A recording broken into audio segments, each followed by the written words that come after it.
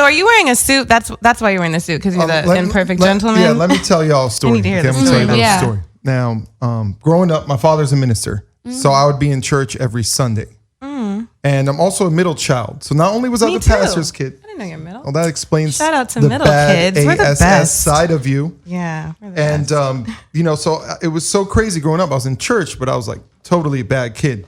And my father used to make me dress up in suits all the time when I was younger, and I despised it. You know, my dad's the type of dude, he'll be mowing the lawn or gardening in his full suit, and it's the weirdest thing ever. And finally, once I turned old enough, I was like, Dad, I'm not wearing this no more. So I started wearing different clothes. And I took a break from the suit for about 5 years. And I woke up one morning, you know what I said to myself? That's a major part of me. I'm bringing the suit back. Aww. So ever since then, I wear the suit maybe 4 or 5 times a week. My off day is just a necktie, and some khakis. But that explains the suit. That's awesome. All right, now to something way more exciting. Or what would you do? Okay. All right, now I'm not speaking from experience. Maybe I am. All right. What would you do, ladies, if your boss came on to you? Ooh, you go first. Well, this Seriously. has happened to me Hold on, before. listen to how I said it. If your boss came on to you. Came on to me. Well, I would. No, okay, this has happened to me. It was a long time ago. God, I hope my mom's not listening or watching, because she's gonna be pissed when I talk about this. She was so mad. But I worked at a clothing store when I was a teenager. Like, I think it was called Mr. Rags. You guys remember that? I mean, this is back in the day, but I worked at this store, and yeah, I had we were in the back stocking some things, and this fucking manager wanted me. He literally tried to get me to sit on his lap. He's like, "Come here, sit on my lap." And I'm this little 16-year-old girl. Were you in the back room? The back room, like stocking, where all they keep the extra. Yeah, it was bad. So I started crying. I'm all emotional. I was like, how old was the manager? I was 16. I think he was like 25. Okay, let's not put him in jail. I know, right? Hey, he might be there. You never know. I mean, sounds like he is already. You're right. He probably is, knowing him. I mean, I haven't seen this guy in years. It's a long time ago, but that's really serious. Oh, it was very serious. He got fired. I know my mom was extremely pissed. Good for your mother. Did you report him to HR? What was that process? Yeah, well, I ended up telling another manager. What's that so funny? Yeah, what's so funny? She was so tell us about the process. We want to know the process. I think I ended up telling another manager. I told my mom, and then I don't know.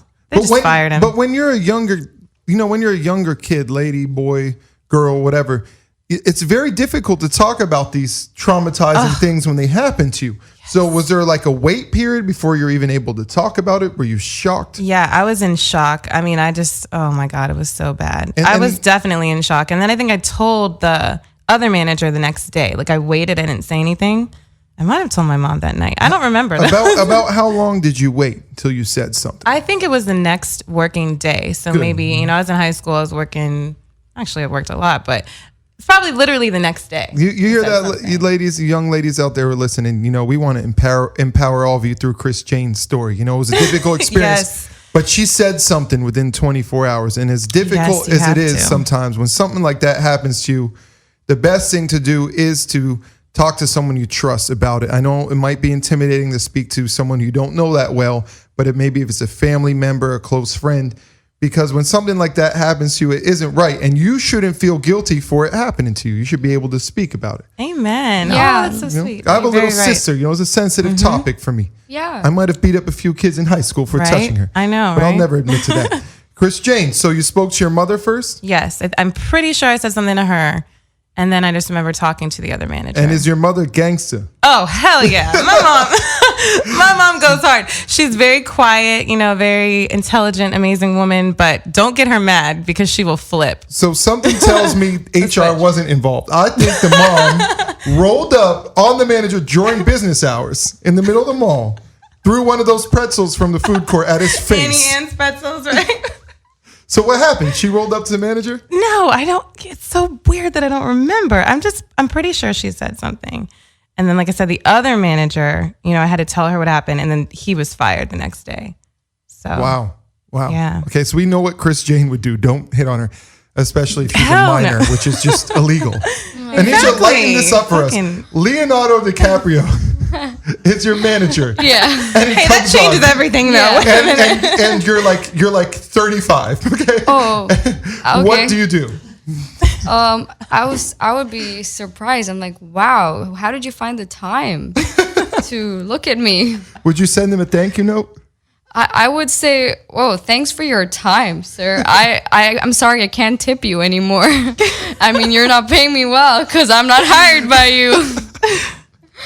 But if we have to go back to seriousness, I think it's really important for girls to voice it right then and there, and they should not feel embarrassed about it as if it is, like you said, it's their fault. It's not something to be embarrassed about. It's actually your boss who should be embarrassed because shouldn't he probably be married by now? Or Yeah, like that's true. shouldn't he be like at the bar after work? Yeah. What standards is he setting? Well, what if he's a single, attractive man? Ooh, then And you're single too? And you're single too, and obviously attractive. Then what do you do? I would put on my age first. I'm like, I'm 19, but if I'm attracted to him, then, and if he comes on to me, I would still be like, what? Get off now. Like, this is a workplace, You're not 14 years old and your hormones aren't really rising at the top, so no excuse for you. So. Well, I'm going to tell you a story of what George would do, okay? I was working for a company, which I won't name, AT&T Wireless. AT&T. And my boss came on to me, and I totally dated her. I totally dated her.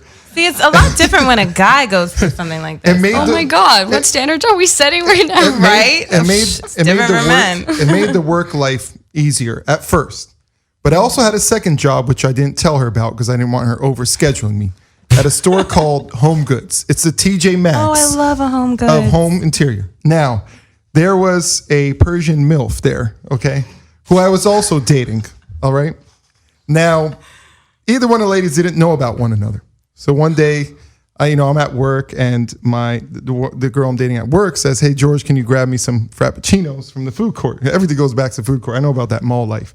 So I'm walking back with the Frappuccinos, and I'm bringing it to the AT&T manager who I'm dating.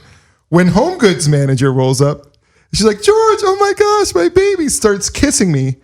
My manager gives the dirtiest stare, and I think she's going to throw the coffee in my face or do something, and the most unexpected thing happens. She goes, Mom, what the hell are you doing with him? Oh. It was her daughter. I was dating mother and daughter without knowing. Okay, Without this is knowing epic though. The Epic graduate story. part 2. Yeah, that kind of. So once that happened, my schedule went from having to be in the store from 10 a.m. to like 6 a.m. All right, inventory had to be perfect. I got worked out in the workplace, and then I finally quit. I quit AT&T. I couldn't deal with it anymore. I left Home Goods because I finally started just pursuing that full time. And in an odd turn of events, after I quit, I came back, became district manager, and became my old boss's boss. Gangster. Wow.